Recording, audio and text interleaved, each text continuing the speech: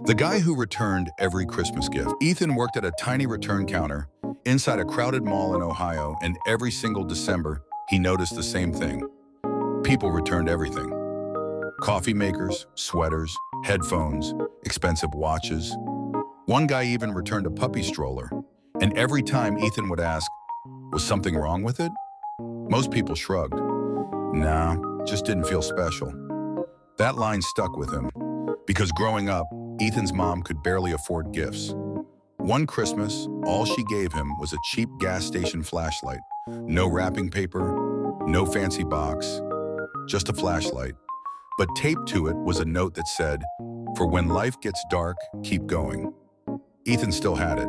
10 years later, after another exhausting shift listening to strangers complain about the wrong color AirPods, he drove home angry. At a red light, he noticed an older man standing outside in the freezing cold, holding a cardboard sign, not asking for money. The sign said, "Need jumper cables, trying to get home to my daughter." Most cars ignored him. Ethan almost did too. But then he remembered that flashlight, that tiny gift his mom gave him, the one that actually meant something. So Ethan pulled over. Turns out the guy's battery really was dead.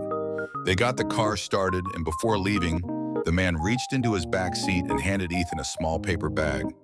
Inside was a grilled cheese sandwich, still warm. The guy smiled and said, "Was gonna save it for later, but you probably need it more than me."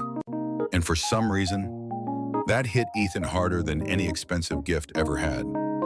Because the older he got, the more he realized, people don't remember the price of what you gave them. They remember the moment they felt seen.